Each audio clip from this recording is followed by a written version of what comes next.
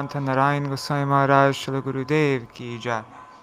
नितिल प्रविष्टम विष्णुपाद अशतर शतस्मर शिल भक्तिवेदांत वामन गोसाई महाराज की जय। नितिल प्रविष्टम विष्णुपाद अशतर शतस्मर शिल भक्तिवेदांत स्वामी महाराज शिल प्रभुपाद की जय। नितिल प्रविष्टम विष्णुपाद अशतर शतस्मर शिल भक्ति प्रज्ञान केशव गोसाई महाराज की जय। नितिल प्रविष्टम विष्णुपाद अशतर शतस्मर शिल भक्ति सिद्धांत सरस्वती गोसाई प्रभुपाद की जय। नितिल प्रविष्ट महाभागवत श्री गोक्षरस बाबाजी महाराज की जय। नितिल प्रविष्ट श्री सच्चिदानंद भक्ति विनोद ठाकुर की जय। नितिल प्रविष्ट वैष्णव सार्वभौम श्री जगन्नाथ दास बाबाजी महाराज की जय। श्री रूपनु गौरिय गुरु वार्ग की जय। श्री रूप सनातन भट्ट रघुनाथ श्री जीव गोपाल भट्टदास रघुनाथ शार गोसाई प्रभु की जय। श्री स्वरूप दामोदर राय रामानंदारी श्री गौर पार्षद वृंद की जय। नामचार्य श्री हरिदास ठाकुर की जय। प्रेम से कहो श्री कृष्ण चैतन्य प्रभु नित्यानंद श्री अद्वैत गदाधार श्रीवासरी गौर भक्त वृंद की जय। श्री क्षेत्र मंडल गौर मंडल व्रज मंडल मथुर वृंदावन धाम की जय। सर्व अभिष्ट प्रदाता गिरिराज महाराज की जय। श्री राधा कुंड श्याम कुंड की जय। श्री मोन देवी गंगा देवी की जय। श्री तुलसी महारानी वृंद देवी की जय। श्री भक्ति देवी की जय। श्री पूर्णमासी योग माया की जय। श्री गोपेश्वर महादेव की जय। श्री हरि नाम संकीर्तन की जय। अनंत कोटि वैष्णव वृंद की जय। समागत गौर भक्त वृंद की जय। ग्रंथराज श्रीमद्-भागवतम की जय। श्री निताय गौर प्रेमानंदे हरि हरि बोल। ओम ज्ञानतिमिरन्धस्य ज्ञानाञ्जनशलाकया चक्षुरुन्मिलितं येन तस्मै श्रीगुरुवे नमः। नमो ॐ विष्णुपदाय राधिकाय प्रियात्मने श्रीमद्भक्तिवेदान्त नारायणीति नामिने। नमो ॐ विष्णुपदाय कृष्णपृष्ठाय भूतले श्रीमते भक्तिवेदान्त स्वामिनिति नामिने। वंशकल्पतरुभ्यश्च कृपा सिन्धुभ्यैव च पतितानां पावनेभ्यो वैष्णवेभ्यो नमो नमः। नमो महावदन्याय कृष्णप्रेमप्रदायते कृष्णाय कृष्णचैतन्य नाम्ने गौरतिशे नमः। गुरुवे गौरचन्द्राय राधिकाय तदालये कृष्णाय कृष्णभक्ताय तद्भक्ताय नमो नमः। यं प्रव्रजन्तम् अनुपेतमपेतकृत्यं द्वैपायनो विरहकातर आजुहाव पुत्रेति तन्मयतया तरवोऽभिनेदुस्तं सर्वभूतहृदयं मुनिमानतोऽस्मि। नारायणं नमस्कृत्य नरं चैव नरोत्तमं देवीं सरस्वतीं व्यासं ततो जयमुदीरयेत्। शृण्वतं स्वकथा कृष्ण पुण्यश्रवणकीर्तन हृदन्तस्थो ह्यभद्राणि विधुनोति सुहृत्सतं। नष्टप्रायेष्वभद्रेषु नित्यं भागवत सेवया भगवत्युत्तमश्लोके भक्तिर्भवति नैष्टिकी। तवैवास्मि तवैवास्मि न जीवामि त्वया विना इति विज्ञाय राधे त्वां नायमां चरणान्तिकं। भक्त्या विहीना अपराधलक्षय क्षिप्ताष्टकामादितरङ्गमध्ये कृपामयि त्वां शरणं प्रपन्ना वृन्दे नमस्ते चरणारविन्दम्। भज श्रीकृष्ण चैतन्य प्रभु नित्यानन्द श्री अद्वैत गदाधर श्रीवासादि गौर भक्तवृंद। हरे Krishna Krishna Krishna Hare Hare Ram Rama Rama Hare Hare.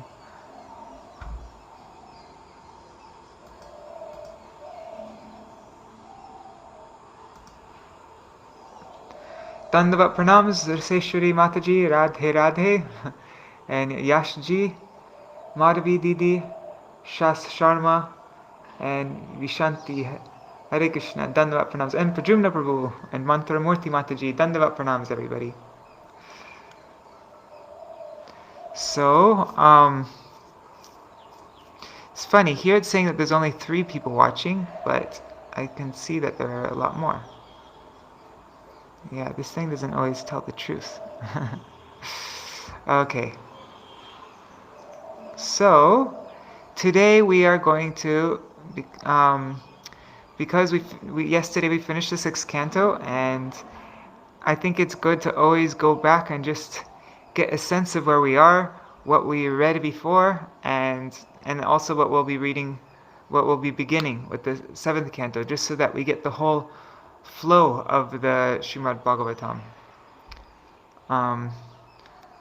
Otherwise, I don't know, for myself, if I just read and don't like just go back and try to do any recaps or anything, then I actually forget what I read before.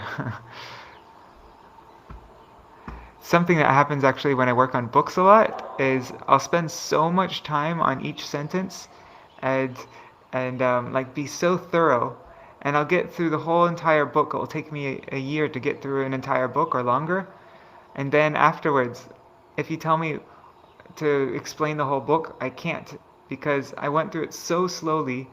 I forgot what I was reading and working on, 11 months ago and things like that. So, yeah, that's why I think for myself, it's really important to do this kind of stuff. So this is from a book called by somebody named Gaurāṅga Darśana Prabhu. He's a brahmachari at Radhanath Swami's eco village, I think. And he made this summary of Śrīmad-Bhāgavatam called Bhagavat Pravāha. Pravāha means flow, so that's what his purpose in writing this was, so that we can get the flow of the Śrīmad-Bhāgavatam. So, the Sixth Canto represents Lord Krishna's chest. It is primarily centered on the theme of Poshanam, or protection offered by the Lord to his devotees, even if they sometimes transgress the laws of Dharma inadvertently. This canto begins with the glorification of the Lord's holy names through the episode of the fallen Brahman Ajamil.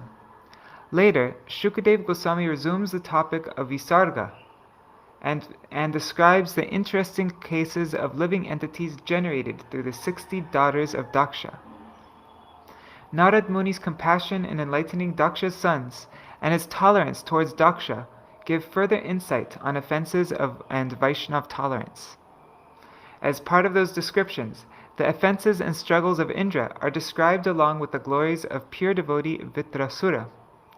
Vitrasura's previous life as King Chitraketu reveals the insubstantial nature of material relationships, compassion of a devotee in uplifting a struggling soul, the care needed in dealing with devotees, and the eagerness of the Supreme Lord to reclaim his devotees.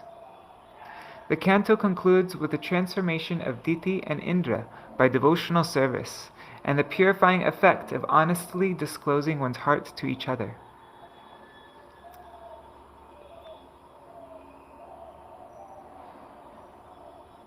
So remember, in the previous canto, the 5th canto, it ended with the hellish planets.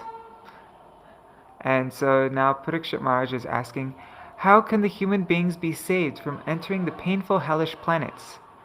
Compassionate Parikshit asked Shukadeva Goswami, after having heard the description of various hells from him towards the end of the previous canto. Let me make the text bigger just so that you can read along with me easily. How come it's not getting bigger? Okay. Intending to test his student, Shukadeva Goswami suggested, by performing prescribed atonements for one's sins, one will not enter hell after death. Presenting his reservations on this, Parikshit responded, as experience tells us, even after performing atonement, one could commit sins. This is because the sinful propensity still remains latent within him. Thus, I consider atonement useless, like the bathing of an elephant who throws dust on his body immediately after taking bath. Pleased, Shukadeva Goswami further proposed another remedy. Yes, atonement cannot completely destroy sin, because it doesn't completely remove ignorance, which is the seed of sin. Real atonement is jnana, or transcendental knowledge that destroys ignorance. By following the precepts of jnana, namely austerity, celibacy, mind control, sense control, truthfulness, cleanliness, and so on, one is purified of all sins as transcendental knowledge awakens gradually from within. It is like a fire that destroys a bamboo tree. Even this answer didn't satisfy Parikshit. Just as even after the bamboo tree is burnt, its roots stalked under the earth may sprout again in contact with water. So even after practicing jnana, sins may reappear under certain climatic conditions. Shukadeva Goswami conclusively said, only a rare person who performs unalloyed bhakti unto Krishna can completely uproot the weeds of sinful action with no possibility of revival, just as the sun can immediately dissipate the fog. Bhakti is undoubtedly the most auspicious path. Persons who absorb their minds on Krishna's lotus feet even once and are attracted to his name, form, qualities, and pastimes do not see Yamaraj or Yamadutas even in their dreams. To substantiate this fact and to glorify the potency of bhakti in protecting one from falling to hell and awarding one entrance into the spiritual world, Shukadeva related the story of Ajamil. The power of chanting God's name. In Kanya Kubja, there was a Brahman named Ajamil, who got bewildered by lust and married a prostitute. He lost all his good conduct and maintained his family by condemned ways. He thus passed 88 years of his life in abominable activities. He had 10 sons, of whom the youngest was named Narayan. Ajamil was very attached to this boy. He always thought of him and called his name Narayan with great affection. In due course of time, Ajamil's death arrived, and he saw 3 fierce Yamadutas carrying ropes to take him to hell. With tears in his eyes, Ajamil loudly and anxiously called out, "Narayan," indicating his son who was playing nearby. Upon hearing their master's name being pronounced in an utter state of helplessness, the servants of Lord Vishnu, the Vishnudutas, arrived there at once and stopped the Yamadutas. The Yamadutas were surprised and asked them, "Who are you? Who challenged the authority of Yamaraj?" The Vishnudutas smiled and replied, "If you are actually the servants of Yamaraj, then first explain the meaning of dharma, adharma, and the process of punishment." The Yamadutas answered, "That which is prescribed in the Vedas constitutes dharma, and the opposite of that is adharma. The activities of the jivas are witnessed by the sun, fire, sky, air, demigods, moon, evening, day, night, directions, water, land, and the Supersoul himself. The candidates for punishment are those who have confirmed by these witnesses to have performed adharma or sinful activities. In proportion to one's adharma and dharma, one must suffer or enjoy the corresponding reactions."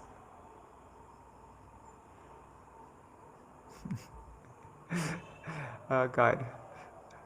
Immediately where my thought went is the sun, fire, sky, air, demigods, moon, evening, day, night, directions, water, land, and this. Okay. Well, super soul, that's kind of, nothing escapes the super soul. But I was thinking, what about stuff that I write on my computer? I guess that's in a direction.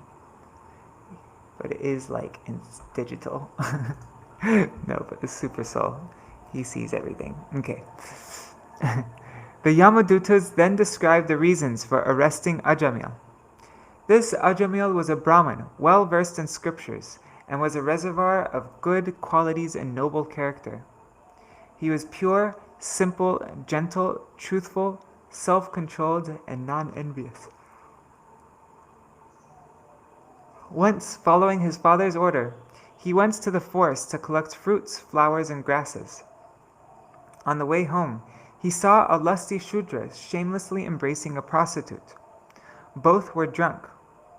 Infected by the vulgar scene, Ajamil tried to control his lusty desires by remembering scriptural injunctions, but he wasn't successful.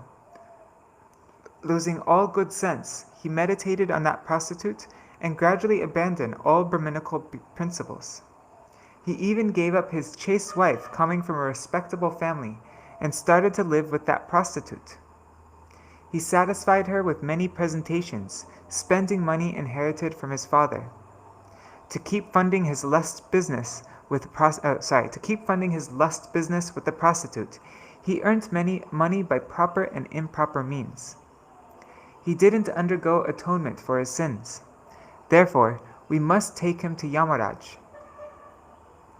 The Vishnudutas, who were expert in logic and arguments, replied, "Alas, how painful it is that adharma is touching the assembly of the authorities of dharma. Ajamil has atoned for millions of lifetimes of sins just by chanting the name of Narayan in a helpless condition. Chanting is the best process of atonement for a thief, a drunkard, a betrayer, a killer, and for any sinful person.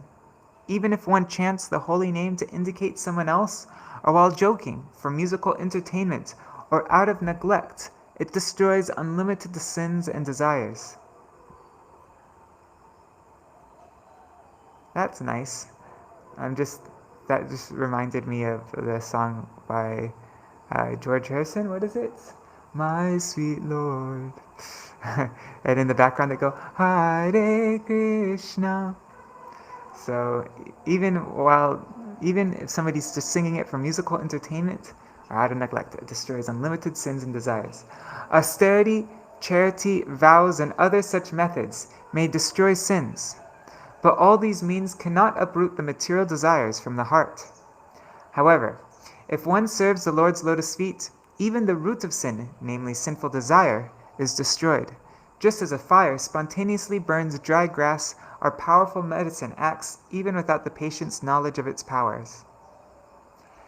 Having thus perfectly judged the principles of bhakti, the Vishnudutas released Ajamil from the bondage of the Yamadutas and saved him from imminent death. Ajamil then lamented, "Alas, how degraded I became, being a servant of my senses. I acted so sinfully. I degraded my family traditions and gave up my chaste wife and old parents to associate with a fallen prostitute. I should be thrown into hell, but due to some previous spiritual activities, I was able to see those exalted personalities, the Vishnudutas. Now I shall try to control my mind and senses and disentangle myself from material bondage caused by Maya. I will fix my mind on the lotus feet of Krishna by hearing and chanting his names." Ajamil went to Haridwar to perform bhakti yoga. Thus he purified himself in the Lord's service. At the end of his life, he once again saw the Vishnudutas and went to Vaikuntha in a golden airplane, attaining a spiritual body. Ajamil was most sinful, and he chanted without faith while dying to indicate his son. One can only imagine what will be the result of a sinless person who chants with faith while living. When the Yamadutas' efforts to arrest Ajamil had been thwarted by the Vishnudutas, they approached Yamaraj and questioned him.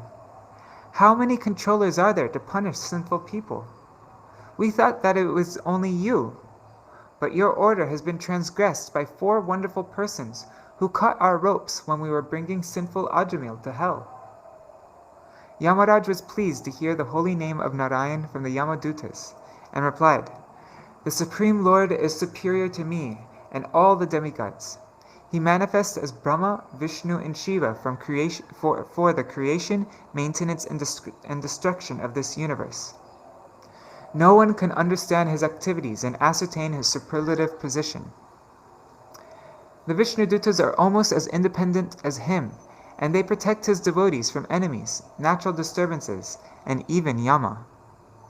Real dharma is enacted by the Supreme Lord, and its intricacies can be understood only by the 12 Mahajans.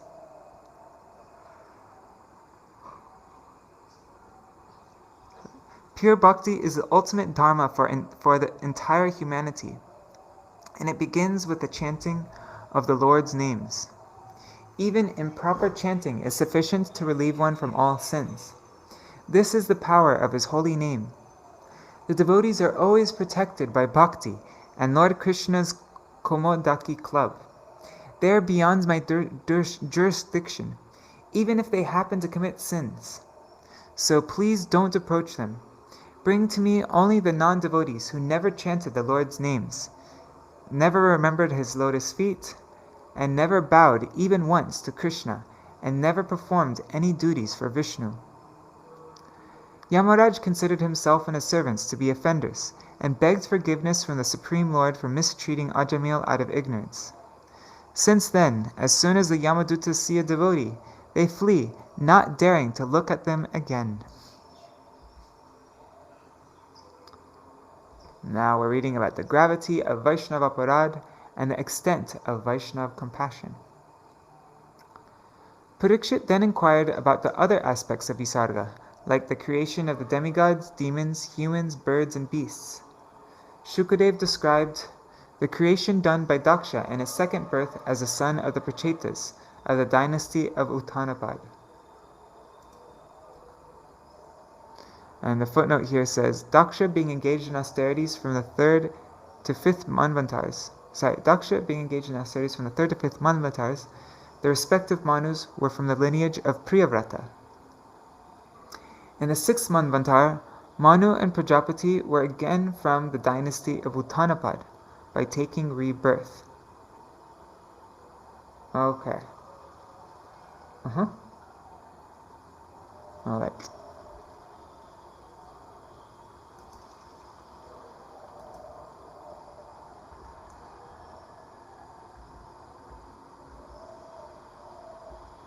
What happened? We just lost our spot.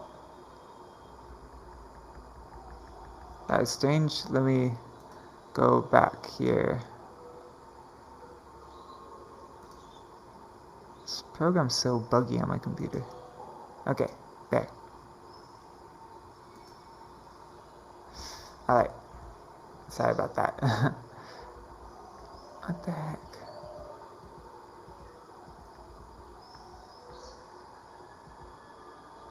Okay. Daksha filled the 3 worlds with various types of living entities. But when he saw that the population was not increasing, he went to the Vindhya mountains and performed austerities. He chanted the Hamsa Guhya prayers, in which he glorified Vishnu as the omniscient supreme controller and friend of all beings. Lord Vishnu appeared before Daksha and said, "Your life is successful because of your austerities, devotion, and faith in me. Brahma, Shiva, the Manus, the demigods, and you Prajapatis are working for everyone's welfare by increasing the population. Accept Asikni, the daughter of Prajapati Panchajana, as your wife, and beget hundreds of children in her womb." Lord Vishnu then disappeared. Though the Lord mercifully showed his form to Daksha, he cast Daksha into the path of karma and material enjoyment, and not into the sweet ocean of his prem. This was because of Daksha's previous offense to the great devotee Shiva. Daksha then begot 10,000 sons called the Haryashvas, and ordered them to beget children. They all went to Narayan Saras to perform austerities for purification before entering the household life. One day, wanting to protect the Haryashvas from getting entangled in family life, Narad Muni approached them, appreciating them to the pure-hearted and He approached them, appreciating them to be pure-hearted and qualified for liberation. Narad presented to them an allegory that indirectly described the situation of the jiva in the material world and about the eternal spiritual world, the Supreme Lord, the time factor, and the ultimate message of the scriptures to renounce material activities and take to bhakti. The Haryashvas deeply contemplated on Narad Muni's words, and all of them took to renunciation. Daksha lamented about the renunciation of the Haryashvas. Brahma pacified Daksha, who then begot 1,000 sons called the Savalashvas. The Savalashvas also went to perform austerities, and by the influence of Narad Muni, they too took to renunciation like their elder brothers. After this, Narad considered, many persons in the dynasty of Manu, Priyavrata, Uttanapad, Dhruva, Prachini, Barhi, the Prachetas, the Haryashvas, the Savalashvas, they all attained the Lord by my efforts. Why should only Daksha remain in this material world? I must deliver him also. Hearing that his sons have renounced, Daksha will develop detachment. Now is a suitable time to give him spiritual knowledge. Thinking thus, Narad went to see Daksha. Seeing Narad, Daksha became furious on him. You are an impostor. You are an asadu.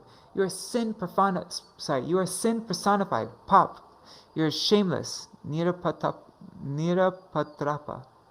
You are a breaker of friendships, sohridagna. You are devoid of mercy, nirankrosha, and you defame the Supreme Lord, Yashoha. Knowledge brings real detachment, and not by merely changing dress like you. According to me, personal experience of the misery of false happiness will naturally induce detachment, more so than a change of mind induced by others, like what you did to my sons. You might have been forgiven once for displeasing an honest householder like me, but you have again created the same misfortune for me. I curse you to keep traveling all over the universe and never find a permanent residence. Though capable of counter-cursing Daksha, saintly Narad tolerated and accepted the curse. Narad could have left immediately, but he thought, let Daksha exhibit his anger on me. When his anger subsides, then he will repent for his misbehavior. Then he will be a suitable field for me to sow the seed of pure bhakti. Narad thus remained there for the suitable moment, but seeing that Daksha was not repentant, he then left, thinking, oh, what power the remnants of offense to Lord Shiva have! Daksha became disgusted with household life, but Brahma instructed him to beget children again. This time, Daksha was very cautious to beget daughters instead of sons, so that Narad would not disturb them for accepting the renounced order. Daksha begot 60 daughters. 10 of them were married to Yamaraj, 17 to Kashyapa Muni, 27 to the moon god, and 2 daughters each to Bhuta, Angira, and Krishashva. This was the 6th canto, this part. I meant to say the 6th chapter of the 6th canto. These daughters gave birth to various types of demigods, birds, serpents, aquatics, animals, apsaras, rakshasas, gandharvas, and so on. One of the daughters of Daksha, named Aditi, was married to Kashyapa, and she gave birth to the 12 Adityas. One of them, named Twashta, married Rachana, the daughter of demons, and begot 2 sons named Sannivesha and Vishvarupa. Although Vishvarupa was the son of the daughter of demons, the demigods accepted him as their priest when they were abandoned by their guru Brihaspati, whom they had disrespected. The gravity of offense to Guru. Parikshit asked Shrukadev, why did Brihaspati reject the demigods? What was their offense to their Guru? Shrukadev Goswami narrated as follows. Once Indra sat on his throne in the heavenly assembly, surrounded by Maruts, the Vasus, Gandharvas, Apsaras, and so on. At that time, Brihaspati arrived there. Although Indra saw him, he didn't rise from his seat to honor him or to extend a welcome to him. Understanding Indra's pride and his opulence, and desiring to set him on a corrective course, Brihaspati silently left the assembly. Indra immediately realized that he had disrespected his guru and condemned himself in the presence of the other demigods. He wanted to bow down at the feet of his guru, but despite searching vigorously, he couldn't find Brihaspati, who disappeared by his mystic power. Hearing of Indra's pitiable condition, the demons attacked the demigods, following the instructions of their guru Shukracharya. The demigods then approached Brahma, seeking his direction. Brahma chastised them. Due to the madness of material opulence, you failed to receive Brihaspati properly. Due to this misbehavior, you who are strong have been defeated by the weak demons.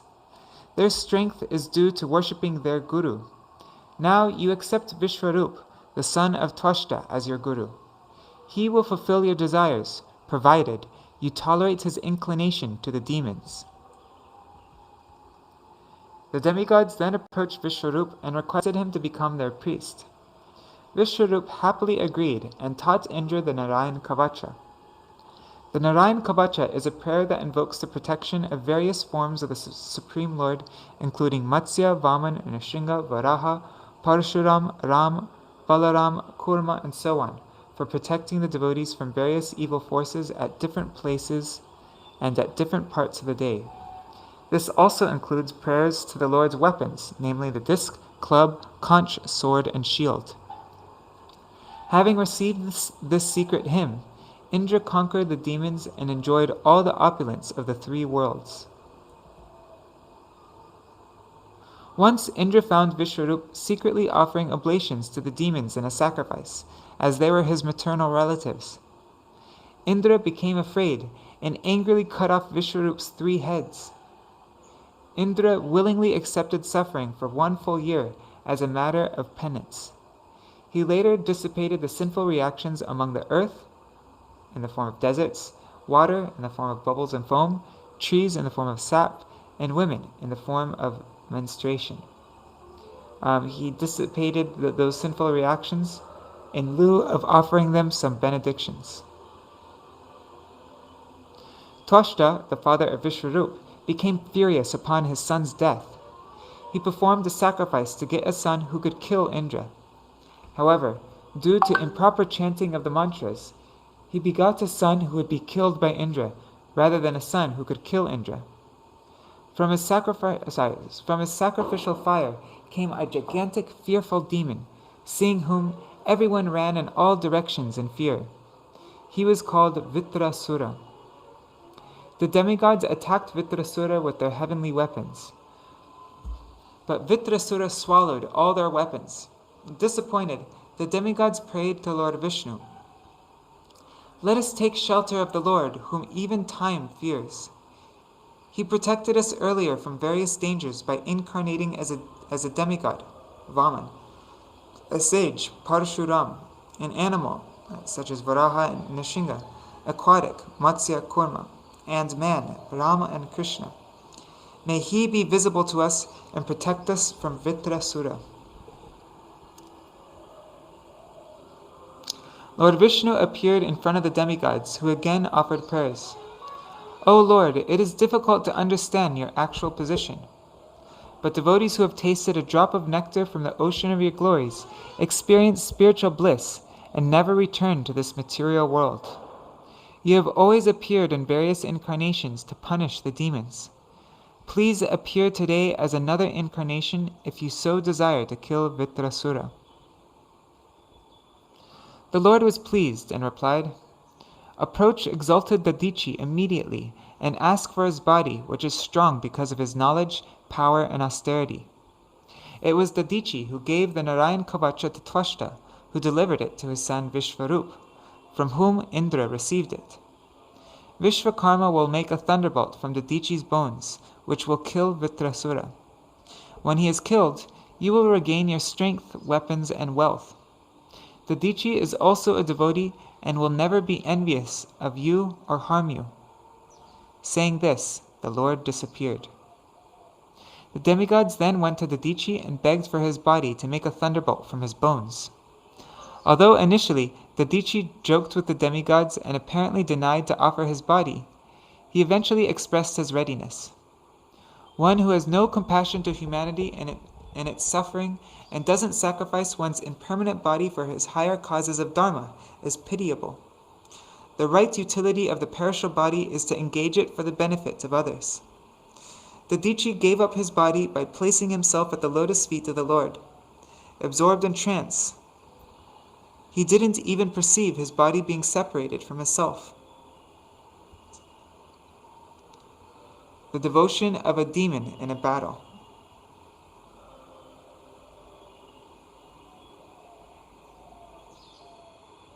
One second, I just want to make sure everything is working. All right, I haven't paid my internet. Well, no, I did pay my internet, but they haven't. Oops, what am I doing? Okay, looks like it's working okay. Oh, and Dandavat Pranams, Rup Manjari, Gargaraji, and Indira Mataji. Haribo. Alright, so, the devotion of a demon in battle. Thereafter, Indra took up the thunderbolt, which was crafted by Vishvakarma, charged by the Dichi's power, and endowed by the Lord's potency. The demigods then attacked the demons headed by Vitrasura. Showing their prowess, the demigods started defeating the demons, who then decided to flee, leaving their leader Vitrasura. Vitrasura scolded the demons. Death is unavoidable. 2 types of glorious death are recommended in the scriptures. 1, by engaging in yoga and giving up the body, thinking about the Lord, and 2, dying on the battlefield, never showing one's back. The demons couldn't accept Vitrasura's words and ran away. The demigods still chased the demons. Vitrasura then rebuked the demigods. What is the benefit of killing enemies from behind when they are fleeing in fear? It is inglorious and cannot bring one to heaven. If you have faith in your heroism, stand before me. Vitrasura then started trampling the demigods under his feet. Indra threw his club at Vitrasura, who easily caught it with his left hand and angrily struck Airavata, Indra's elephant, with the same club. Airavata spat blood and was pushed back. Indra revived Airavata with his nectar-pouring hand. Vitrasura then chastised Indra. I will be free from my debt to my brother when I pierce your heart with my trident. O abominable one who mercilessly severed the heads of a Brahmin like a butcher! You appointed him as your chief priest only for the sake of living in the heaven. You are to be condemned even by the Rakshasas. Vitrasura then had full faith on the thunderbolt, which was ordained by Lord Vishnu to kill him. But Indra feared that Vitrasura might render it useless, just as he did with Indra's club. Seeing his hesitation, Vitrasura instructed him, Your thunderbolt is infallible. Why don't you hurl it on me? Although your attack with a club is useless, your thunderbolt will not be so. Your victory is assured. In death, I will be freed of my debts and the ropes of material attachments. I will fix my mind upon Lord Sankarshan's lotus feet and attain the association of great devotees like Narad Muni. The Lord never bestows heavenly opulence upon his dedicated servants, because it causes hatred, agitation, anxiety, pride, quarrel, and hard labor. Although Lord Vishnu had personally given the plan to kill Vitrasura, Vitrasura never felt that he disowned him. Indra didn't throw the thunderbolt despite Vitrasura's advice, so Vitrasura turned his attention to the Supreme Lord and offered his prayers. O Lord, when will I again become a servant of your eternal servants, whose shelter is your lotus feet? May my mind always think of you. May my words always glorify you. May my body always engage in your service. I don't want anything, including the enjoyment of Dhruvaloka, heaven, or Brahmaloka, nor do I want to be the supreme ruler of all earthly and lower planets. I don't desire mystic powers or liberation. I yearn for the opportunity to serve you alone. I simply seek the association of your pious and enlightened devotees as I wander in this material world as a result of my karma. Let my mind, my consciousness, and everything I have be attached only to you. Vritrasura then dutifully attacked Indra with his trident. Indra fearlessly cut the brazen trident to pieces with his thunderbolt, and also cut off one of Vritrasura's snake-like arms. Vritrasura angrily struck Indra with an iron mace, and thus Indra dropped his thunderbolt. Having been practically defeated, Indra felt ashamed to pick up his thunderbolt again. Vritrasura encouraged Indra, saying, "Take up your thunderbolt and kill your enemy. This is not the time for lamentation. Continuous victory against enemies is possible only for the Lord. All others are sometimes victorious and sometimes defeated. Time is the cause of victory and defeat. One should be equipoised in fame and infamy, success and failure, happiness and distress, life and death. This is the vision of liberated persons. Look at me, even though I've been defeated. I'm still trying my best to fight without being morose. So please fight." Hearing these straightforward and instructive words, Indra praised Vritrasura. "You are a perfect devotee. I see it by your discrimination and bhakti. Despite your dangerous position, you have surmounted Maya. It is a great wonder that, although you are a demon influenced by passion, you have firmly fixed your mind upon the Supreme Lord Vasudeva." Indra took up the thunderbolt again, and the fight resumed. Vritrasura whirled his iron club and threw it at Indra with his left hand. Using his thunderbolt, Indra cut that club into pieces along with Vritrasura's remaining hand, using his thunderbolt. Vritrasura resembled a mountain with its wings cut off by Indra. He then came before Indra and swallowed him. Seeing this, all the demigods lamented. Protected by Narayan Kavacha and by his own mystic powers, Indra didn't die within Vritrasura's belly. Indra came out of Vritrasura's abdomen by piercing it with his thunderbolt. The king of heaven then took 1 year to cut off Vritrasura's head.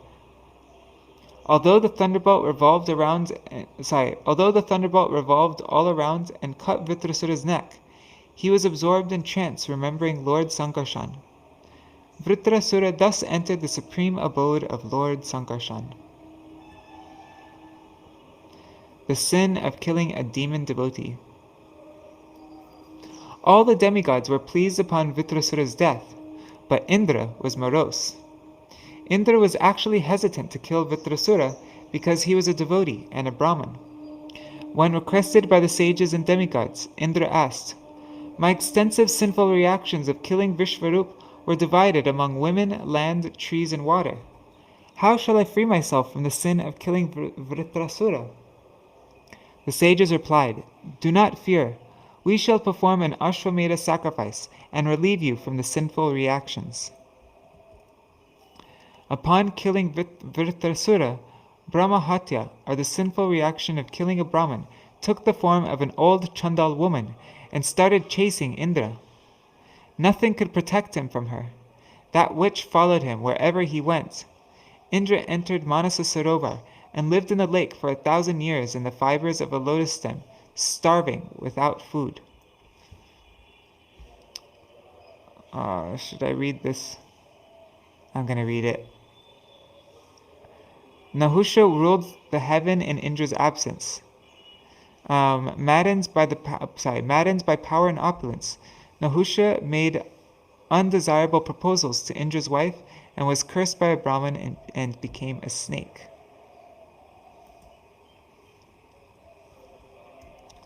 Right. Indra's sins were diminished by the influence of Rudra, whose one residence is in austerity. He was protected by Mother Lakshmi, whose residence was in the Manasa Sarovar lotuses. And he was ultimately relieved of all sinful reactions by worshipping Vishnu. Thus he was called back and reinstated as the king of heaven. a longing that led to lamentation. Hearing about the devotional qualities of Vitrasura, who was after all a demon, Parikshit was surprised. Although the demons abandoned him, the demigods were against him, the sages were desiring his death, and above all, Lord Vishnu had personally given a plan to kill him. Still, Vitrasura never felt sorry. He dutifully fought in the battle, keeping all his faith in the thunderbolt that was ordained by Lord Vishnu to kill him. In fact, that was his only ecstasy in his brief lifetime. Apparently, he was a demon, but his demeanor and consciousness in the battlefield reflected his deep devotion, morality, maturity, and detachment. To address Parikshit's surprise, Shukadev Goswami narrated about Vitrasura's previous life. Once there was a king called Chitraketu of Shurasen province. During his reign, earth was prosperous. Chitraketu was endowed with a beautiful form, magnanimity, high birth, education, and opulence. But none of these could satisfy him. He was full of anxiety because he didn't have a son. He had 10 million wives, but none of them could produce a child. One day, sage Angira incidentally came to Chitraketu's palace. Chitraketu humbly welcomed him and gave him all hospitality. Sage Angira asked Chitraketu, "Dear king, is everything well with you? I see that your mind is restless. Your pale face reflects your anxiety." Chitraketu replied humbly, "What is unknown to perfect sages like you? Yet I will disclose the cause of my anxiety. My opulence does not please me, because I have no son. Please help me get a son who would deliver me and my forefathers from hellish conditions by offering pindadan." Angira then mercifully performed a sacrifice and gave the remnants of food to the first wife of Chitraketu named Kritaduti. Informing Chitraketu that he will have a son who will be the cause of both his joy and sorrow, Angira departed. Chitraketu thought, "There will certainly be joy because of the birth of a son, but he will also be my only son. He might become proud or disobedient and thus bring me grief." Eventually, Kritaduti gave birth to a son, and everyone celebrated this long-awaited occasion. Chitraketu's joy knew no bounds. He generously offered charity of gold, silver, ornaments, garments, villages, horses, and so on, just like a cloud pours rain. Chitraketu's affection for his son and Kritaduti increased daily, and he happened to neglect his other wives. This made the remaining queens envious. They condemned themselves for being sonless. Out of envy, they lost their intelligence, and impelled by ill will, they poisoned the child to death.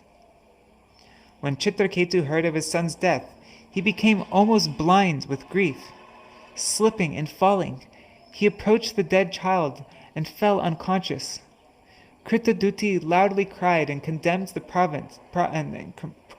Providence. "O Providence, you are inexperienced, for during the lifetime of the father, you have caused the death of his son. This contradicts your creative laws. You have created the bonds of affection and have cut those bonds."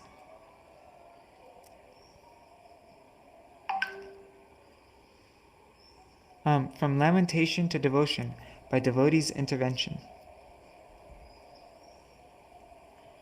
As the entire palace, including the conspiring queens, lay lamenting, Angira arrived there along with Narad Muni. The two sages instructed Chitraketu about spiritual consciousness. What relationship does this dead body have with you, for which you lament? Did this relationship exist before? Does it truly exist now? Will it continue in the future? As small particles of sand come together and are separated by waves, people come together and get separated by the force of time. That which doesn't exist in the three phases of time, past, present, and future, cannot be called substantial. A dream doesn't exist before one falls asleep, nor does it continue after one wakes up. It exists only between these two states, and therefore it is impermanent. Similarly, the relationships in this world are temporary. Parents merely produce the temporary body, but not the eternal soul. Sage Angira told Chitraketu, I didn't give you spiritual knowledge when I came the first time, because your mind was absorbed in material desires. The mind is the inducer of all material activities, and the body is the source of all miseries. Considering the real position of the soul, give up attachment for impermanent material objects and attain real peace. Thereafter, Narad Muni initiated Chitraketu with a mantra that could give him the darshan of Lord Sankarshan in 7 nights. Narad then revived the dead son by his mystic power and asked the child, O Jiva, just see your father, mother, friends, and relatives overwhelmed with grief by your passing away. Re-enter your body and enjoy the remainder of your life. Accept the royal throne and all opulences all the opulences of your father. The revived child spoke. In which birth were these persons my parents? I have been wandering because of my karma in the wombs of so many mothers. Just as gold and other commodities pass between people in due course of transactions, the jiva also wanders into various bodies with various fathers and mothers. In successive births, people became friends, relatives, enemies, or well-wishers. But no one is permanently related in this world. The jiva who has entered the material body is eternal and without any material identity. Having spoken so to the astonishment of everyone, the jiva left. Everyone gave up lamentation and dutifully performed the final rites of the child. Kritaduti's co-wives were ashamed, lost their luster, and gave up their ambition to bear children. They atoned for killing the child at the bank of Yamuna, as led by Brahmins. Narad Muni spoke to Chitraketu about various features of the Supreme Lord, who is the cause of the universe, beyond the senses, and the source of everything. After, Narad and Angira departed, and Chitraketu continuously chanted the mantra given by Narad Muni for 1 week with great intention. He thus achieved the rulership of the Vidyadhara planets and attained the darshan of Lord Sankarshan. Seeing the Lord, Chitraketu offered his prayers. O unconquerable Lord, you are conquered by your devotees. You also conquer them and mercifully give yourself to them who desire no material profit from you. You are the ultimate creator of this universe, and other creators are just your portions. You exist in all times and space. Worshipping you even with motivations destroys samsara. Your devotees accept Bhāgavata Dharma, Bhakti Yoga. By hearing your holy name, even once, Chandalas are also freed from lamentation. My obeisances unto the 1,000-hooded Lord Anantadev. Lord Sankarshan magnanimously responded to Chitraketu's prayers and assured him that he would attain him within a lifetime. The emperor who became a demon. King Chitraketu traveled in outer space as the head of the Vidyadharas. Once, while traveling in an airplane given by the Lord, Chitraketu saw Lord Shiva speaking to an assembly of sages whilst embracing Parvati on his lap. He laughed loudly and spoke, Lord Shiva is the guru of all people who follow in Vedic injunctions, the speaker of religion and the chief of all embodied beings. Yet, how wonderful it is that he is embracing Parvati in the midst of an assembly of sages. Even ordinary people embrace their wives in a solitary place, but he is doing it openly. Chitraketu didn't actually mean to offend Lord Shiva, like Daksha did. Chitraketu merely expressed his wonder and protective concern for the common people that they might have misunderstood Shiva due to his external behavior and thus become offenders. Yet, there was also a slight tinge of pride in Chitraketu. Shiva smiled and remained silent, knowing Chitraketu's conscious intentions. But Parvati became furious at Chitraketu. She said, Has this upstart been appointed as a ruler, punisher, master, and restrainer of shameless people like us? I suppose Bhrigu, Narad, Brahma, the Kumaras, Manu, and Kapila have forgotten Dharma, as they would never dare prevent Shiva's as they never dare prevent Shiva of his so-called improper public behavior. He surpassed the demigods by This man has surpassed the demigods by insulting exalted Shiva. He doesn't deserve Lord Vishnu's lotus feet. He is puffed up, thinking himself to be a great devotee. He must be punished. O impudent one, my dear son, take birth as a demon so that you will not commit such an offense again to the exalted personalities.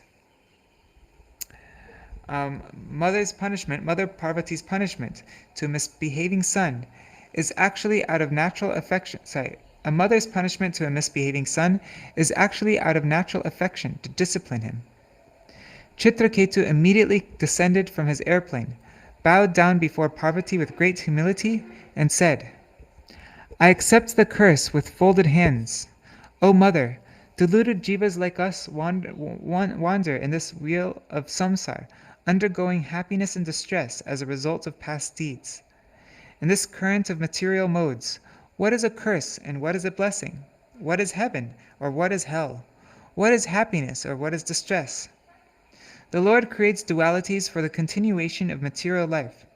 Please forgive me for my improper speech. I am not trying to please you to get free from the curse, which is due to my own past deeds. Chitraketu then politely left his airplane as Parvati looked on in astonishment. Then Shiva spoke to Parvati. Have you seen the greatness of Lord Vishnu's devotees? They are not interested in any kind of material happiness. They never fear any condition of life. For them, heaven, hell, or liberation are all the same. They are interested only in the service of Lord Narayan. That same Chitraketu later appeared in the sacrifice of Twashta as the demon Vitrasura. It was actually the Supreme Lord's plan that inspired Mother Parvati to curse Chitraketu so that within one lifetime as a demon, Chitraketu could nullify all his past karma, including the slight tinge of pride, and go back to the loving company of the Lord. Sorry guys, it's 8 o'clock now. I'm almost finished with this chapter, so I'm just going to read to the end, but I'm going a little overtime today. Envy transformed by devotion. Thereafter, Shukadeva Goswami continued to describe the further descendants of the daughters of Daksha. One of the daughters of Daksha, named Diti, married Kashyapa and gave birth to the demons like Hiranyakashipu and Hiranyaksha. Later, she also, so this is continuing on, remember from chapter 6, what we were reading before.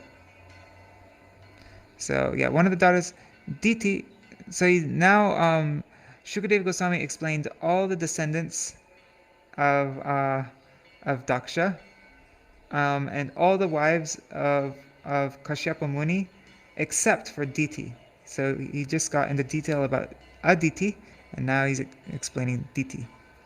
One of the daughters of Daksha, named Diti, married Kashyapa and gave birth to the demons like Hiranyakashipu and Hiranyaksha. Later, she also gave birth to the 49 Maruts, who became demigods along with Indra, their stepbrother from Aditi, the mother of the demigods, daughter of Daksha, and wife of Kashyapa Muni. Shukadeva Goswami narrated how the Maruts were meant to be demons, but how they became demigods. When her two sons, Hiranyakashipu and Hiranyaksha, were killed by Lord Vishnu to help Indra, Diti, the mother of the demons, was overwhelmed with lamentation and anger. Diti contemplated, Indra is cruel, hard-hearted, sinful, and a sense-enjoyer. He is the killer of his brothers. One who enviously kills others for protecting one's own body will go to hell. I wish to have a son who can remove Indra's pride. Thinking thus, Diti began to constantly serve Kashyapa with humility, self-control, and sweet words.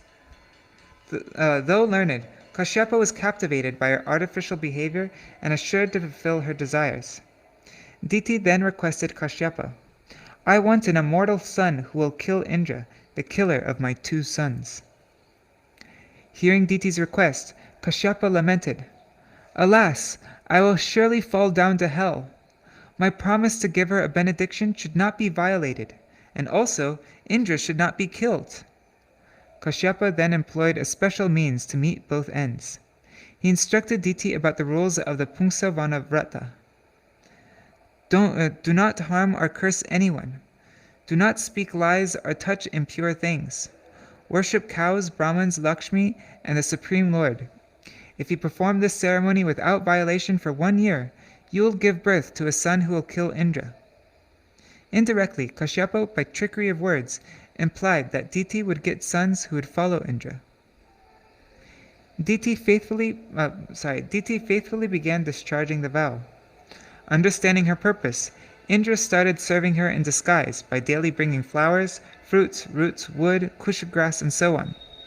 His intent was to find a fault in her vrata. Once, Diti unfortunately neglected to wash her hands and feet after eating, and went to sleep during the evening twilight. Finding this fault, Indra, with his mystic powers, entered Diti's womb. With his thunderbolt, Indra cut her embryo into 7 pieces, and then he cut each of those 7 pieces into 7 pieces again. Being aggrieved, the children pleaded to Indra with folded hands. "We are your brothers, the Maruts. Why are you trying to kill us?" Indra comforted them. "If you are indeed my brothers in spirit, you have nothing to fear." Diti got up from the bed and saw her 49 sons as brilliant as fire in friendship with Indra. Diti asked Indra to tell the truth. Indra honestly admitted, "Dear mother, blinded by self-interest, I came to find fault in you, to deflate your vow and cut your embryo. Please forgive me, I am a fool. The dead embryo has come alive by the good fortune of your devotion." Diti was pacified by Indra's honest confession and genuine demeanor. Thereafter, Indra went to heaven with his brothers, the Maruts. And the last chapter that we finished off with was how to perform the Pungsavana vow. Right? So now, tomorrow, we only went 5 minutes over time, that's not too bad. So tomorrow we will read from the 7th, this summary, I think, of the 7th Canto. So we'll just get an idea of what we're going to be reading.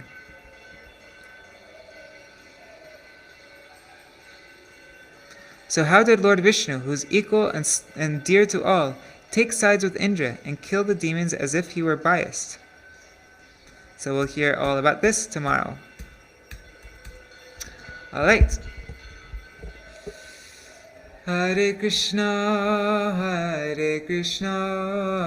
Krishna Krishna, Hare Hare, Hare Rama, Hare Rama, Rama Rama, Hare Hare, Hare Krishna, Hare Krishna, Krishna Krishna, Hare Hare, Hare Rama, Hare Rama, Rama Rama, Hare Hare.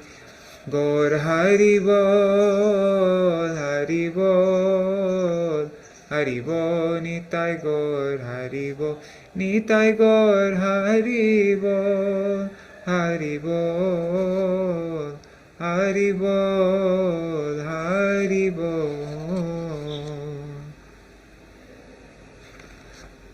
Alright, so the summary in this is the Bhāgavata Pravāha book that I read from. I just read the Kindle version, but this book is the summary of the 7th Canto is shorter than the summary of the 6th Canto. So I think it'd be good to read that, won't it? So that before we read it slowly, we'll already have an idea of full 7th Canto what we're going to be reading, and that way we will know where we're moving while we're reading. I don't know. I think I want to do that. So. Yeah, we'll read again from this. Alright. For Śrīmad Prabhu, there isn't a PDF of it. So yeah, I can't get it for you. I bought the Kindle book. So. Alright. Jai Shri Guru Gaurāṅga Darśana Prabhu Shri Shri Radha Vinod Bihari Ju Ki Jai. Shri Govinda Gopinath Madan Mohan Ju Ki Jai. Nitil Pravishtam Vishnupad Ashatarashatashmar Srila Bhaktivedanta Narayan Goswami Maharaj Srila Gurudeva Ki Jai. Nitila Pravishtam Vishnupad Ashatarashatashmad Srila Bhaktivedanta Narayan Goswami Maharaj, Srila Bhaktivedanta Vaman Goswami Maharaj Ki Jai. Nitila Pravishtam Vishnupad Ashatarashatashmad Srila Bhakti Vedanta Swami Maharaj Srila Prabhupada Ki Jai. Nitila Pravishtam Vishnupad Ashatarashatashmad Srila Bhakti Pragyan Keshav Goswami Maharaj Ki Jai. Nitila Pravishtam Vishnupad Ashatarashatashmad Srila Bhakti Siddhanta Saraswati Goswami Prabhupada Ki Jai. Nitila Pravishta Mahabhagavat Srila Goksharas Babaji Maharaj Ki Jai. Nitila Pravishta Srila Satchidananda Bhakti Vinod Thakur Ki Jai. Nitila Pravishta Vaishnav Sarvabhauma Srila Jagannath Das Babaji Maharaj Ki Jai. Shri Rupanu Gauriya Guru Varga Ki Jai. Shri Rupa Sanatan Bhatta Raghunath Shri Jeev Gopala Bhatta Das Raghunath Shrada Goswami Prabhu Ki Jai. Shri Sarup Damodar Rai Ramanandari Shri Gaur Parshad Vrinda Ki Jai. Namacharya Srila Haridas Thakur Ki Jai. Prem Se Kaho Shri Krishna Chaitanya Prabhu Nityananda Shri Advaita Gadadhar Shri Vasari Gaur Bhakta Vrinda Ki Jai. Shri Kshetra Mandal Gaura Mandal Vraja Mandal Mathura Vrindavan Dham Ki Jai. Sarva Avishta Pradati Giriraj Maharaj Ki Jai. Shri Radha Kund Shama Kund Ki Jai. Shri Muna Devi Ganga Devi Ki Jai. Shri Tulsi Maharani Vrinda Devi Ki Jai. Shri Bhakti Devi Ki Jai. Shri Purnamasi Yogamaya Ki Jai. Shri Gopeshwar Mahadev Ki Jai. Shri Harinam Sankirtan Ki Jai. Ananta Koti Vaishnava Vrinda Ki Jai. Samagata Gaura Bhakta Vrinda Ki Jai. Grantaraj Śrīmad-Bhāgavatam Ki Jai. Shashta Skanda Ki Jai. Shinitai Gaur Premanande Hari Hari Gaur. Vrindai Tulsi Devai Priyai Keshavashacha. Krishna Bhakti Pradadevi Satyavataya Namo Namaha. Pancha Kalpatarubhyashta Kripa Sindhubhyai Vacha. Patitanam Pavanebhyo Vaishnavebhyo Namo Namaha. Dandavat pranams everybody. Cool, and Dita Mataji likes it also. And Mantra Murti Mataji, I'm going by train. Yeah, thank you, Mantra Murti Mataji, that's very sweet of you. But actually, just late last night at like 1 o'clock in the morning, I think it was 1 o'clock in the morning, I was around there, I decided, because I have so many things I need to do before I leave Navadvip, I think I might leave a bit later. I might cancel this ticket to go on the 12th, and I might end up going on the 27th of October. So that means 1 week after the beginning of Kartik. I don't know. I haven't made my ticket yet. I was looking at tickets, and I saw a good train on the 27th. There's a seat available. And I think that would give me enough time to finish up everything here in Navadvip. So, yeah, because I don't know the situation right now. I don't know if I'm going to be able to even come back to Navadvip, or if I'm going to have to leave the country. And I have a lot of things I need to do here, so. Anyhow, Jai Shri Radhe. I'll let you know what I end up doing. If I end up traveling on the 12th, or if I end up staying here for longer. Alright, Jai Shri Radhe. Dandavat pranams.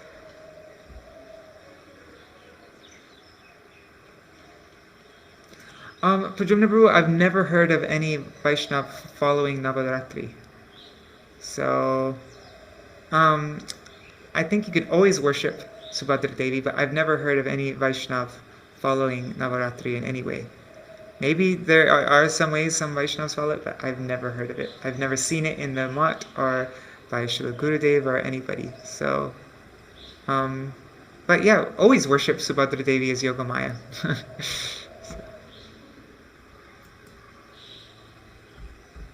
Alright, Dandavat pranams everybody. Hari Bol.